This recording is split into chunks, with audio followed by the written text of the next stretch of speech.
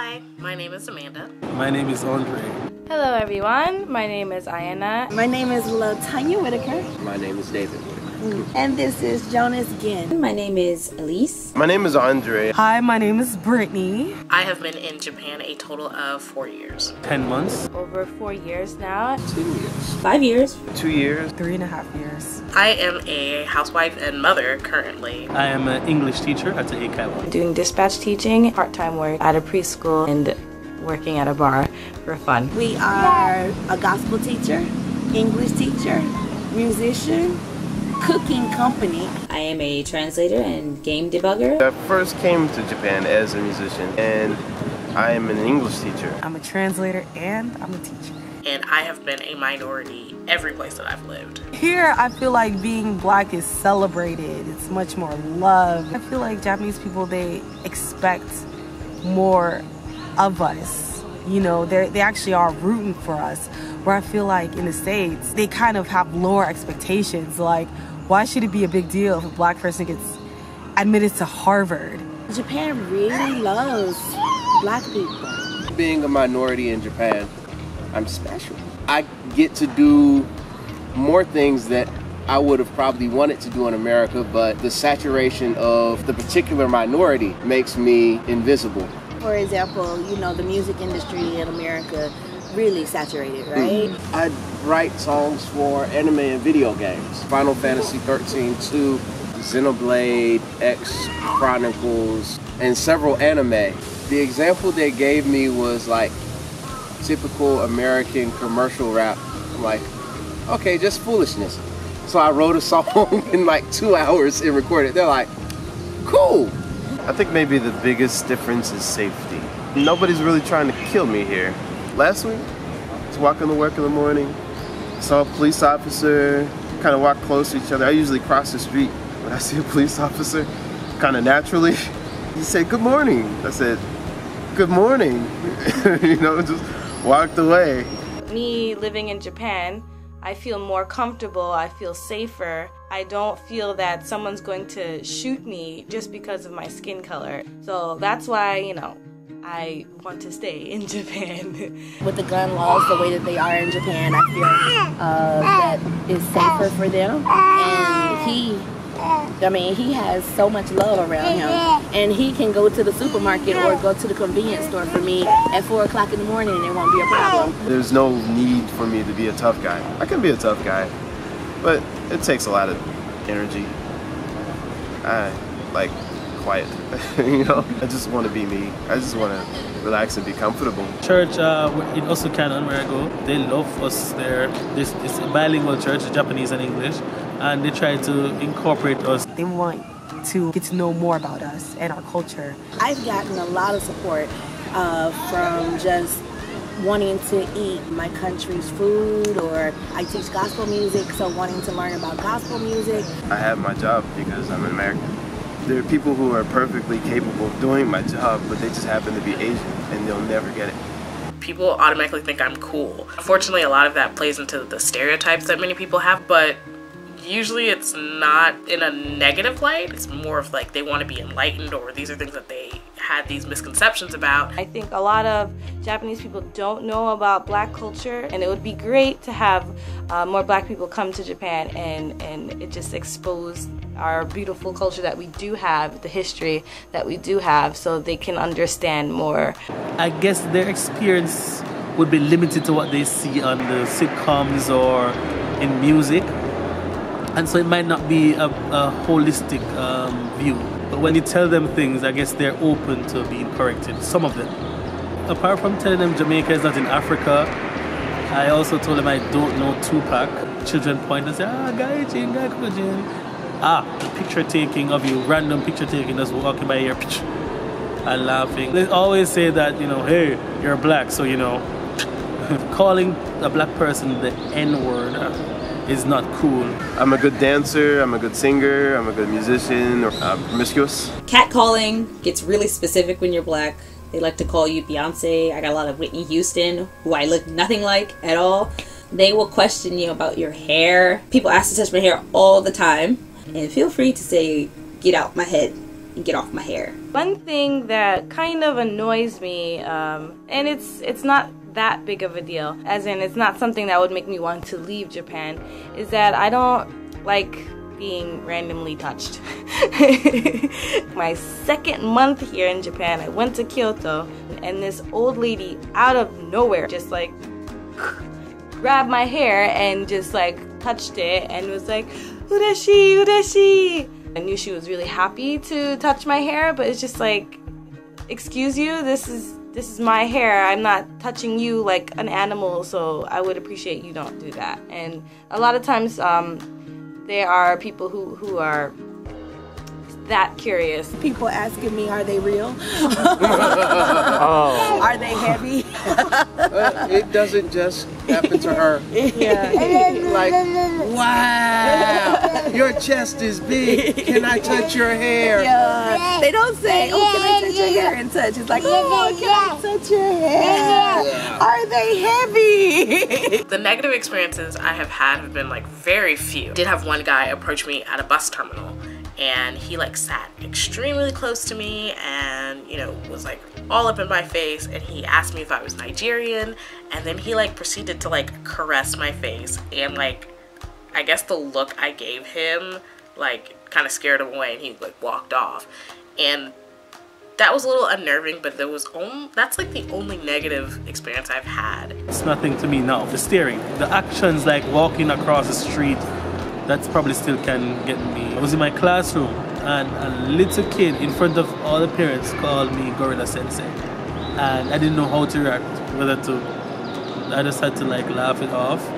Okay, no, not Gorilla Sensei. And the child said it again, but that time the parent heard and slapped her in her head. It was bad for me because you feel so helpless. You don't know what to do because you can't really communicate in Japanese in your class anyway. And even if I could, I couldn't say what I wanted to say to her in a respectful way to tell her, hey, that's not a nice thing. So, but she got the message from her mother, clearly, not to say it again. But it really was something I thought that wouldn't really affect me, but it did. Children who don't have the tatemae, they can't hide whatever they actually feel, so they will visibly pull away from you or avoid you or cry when they see you. So if you're going into English teaching and you're going to be teaching children, be aware that that is a thing that might happen, that you might have to deal with. Children crying just from looking at you or running away from you because they think you're scary. I did have a couple of experiences with discrimination in Japan, but I don't necessarily think it's because I'm black, more so just for the fact that I'm a foreigner here. I'm not Japanese. And I was looking for an apartment after I moved out of my first one, and the owner of that apartment said no to me because I'm a foreigner. I feel that the discrimination that I've experienced here in Japan is the same microaggressions that all foreigners experience, since we're all lumped into the same foreigner category. You know, like people not wanting to sit next to you on the bus, or people shouting out random English phrases because it's funny. But as a black person, I feel that maybe people aren't as warm and friendly to me as maybe they are with like other like white foreigners, but that I don't feel very often, and maybe that's just because of where I live currently, but I don't feel that much more discriminated against than the average foreigner. Here the minority feeling is very strong. You very much feel like you don't fit in. Everyone tends to stare a little bit, no matter what you're doing or where you're going. You get this head jerky thing from everybody. I definitely feel more comfortable in the States than I do in Japan, only because people aren't staring all the time. If you're not Japanese, you're discriminated regardless. So, I mean, either way, like, I'll never be Japanese, and that's okay, you know? Because, you know, I'm here to respect the culture, and I'm here to take advantage of the opportunities that's given to me. I think that a lot of the places that don't want to serve foreigners, they just can't speak English, and they don't want to deal with that. I think it's more expensive for a business to train their employees to speak English, or to hire employees that speak English, or to look for employees that are specifically interested in speaking English. I don't think I would stay here forever. I don't plan on staying here forever because of the way they treat minorities in terms of people that are half Japanese and half anything else. They kind of, especially children, I hear a lot of horror stories about them trying to go to preschool and being labeled as outcast by other children and the parents of those children, and that's kind of effed up. So I don't think I would want to put my child through that. Persons not want to talk to you because they're not confident in their English ability. Business-wise, I think in terms of trying to get things done in Japan, if you don't have Japanese with you, it's really very hard. If you speak Japanese, it's very hard for you. All the places that I lived, it's not as lonely as it is here in Japan, because at least I would see people who look like me on a daily basis, whereas here I don't run into other black people maybe once every few months or so. I feel like, black men get treated differently than black women. For us black women, we have to, make sure we get our hair done and the right products. That can be really hard. I think with a lot of Japanese guys, a lot of them are kind of scared or shy to approach a foreign girl, and the ones that are, they're usually not your typical Japanese guy, and I would consider my boyfriend not so typical. I think it's easier for males than females, because females maybe don't like certain things about Japanese male. Males tend to be less picky. If you want something long term, it might be a bit more difficult, but if you just want to get a fling, I don't think it's difficult, but it depends on what your preferences are. I've had women approach me and say, I've never tried a black guy before, do you want to have sex? They automatically had the assumption that I would sleep with them for some weird reason. There's not much you can say in that particular situation. You just walk away. Oh, thank you. People have a preconceived notion that, black people are promiscuous, or they're not going to be faithful in a relationship, or they might just be good for fun for now. I've been treated like that as well. There are some that will automatically assume that I'm from Africa, and the preconceived notion here that I've noticed is that everyone from Africa has HIV. Japanese men aren't typically the ones that are chasing after you, but I was lucky, and my husband was one of those rare ones. And we have a 7-month-old daughter, and it wasn't necessarily difficult having her here. I do feel that people stared at me a lot more when I was pregnant, mainly because I feel like you don't see that many pregnant women. Honestly, our daughter gets a lot of positive reactions and feedback. People are always wanting to see what she looks like, and they treat her like any other baby. They talk to her and just talk about how cute she is. But I do know that in the future it's going to change a little bit, because children can be really cruel, and being biracial or not 100% Japanese can be difficult for a lot of people. But I'm hoping that she doesn't have to deal with those things as much as time progresses, and hopefully that we just teach her how to be strong.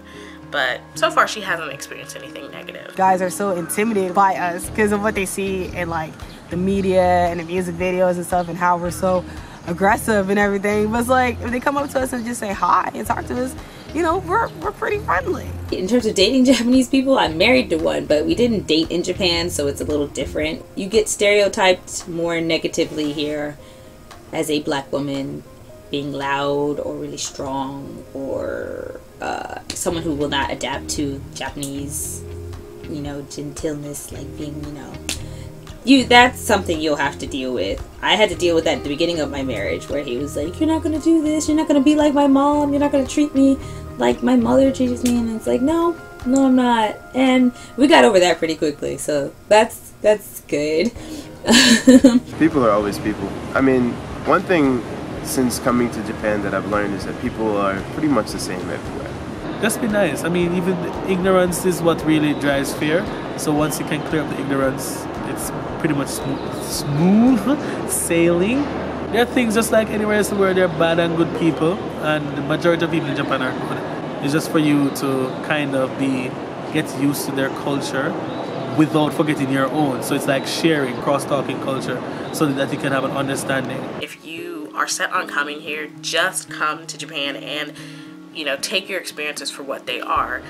You're gonna have good experiences, you're gonna have great experiences, you're gonna have negative ones, you're gonna have bad days, but really I feel that it's all based on how you deal with those situations. There are actually more of us here than you think. Don't feel like you're alone when you come here. There are a lot of us. There's a network, there are Facebook groups for Black women in Japan, and just don't be afraid to use these awesome resources like the internet to find us and make friends, because we're all about helping you get comfortable.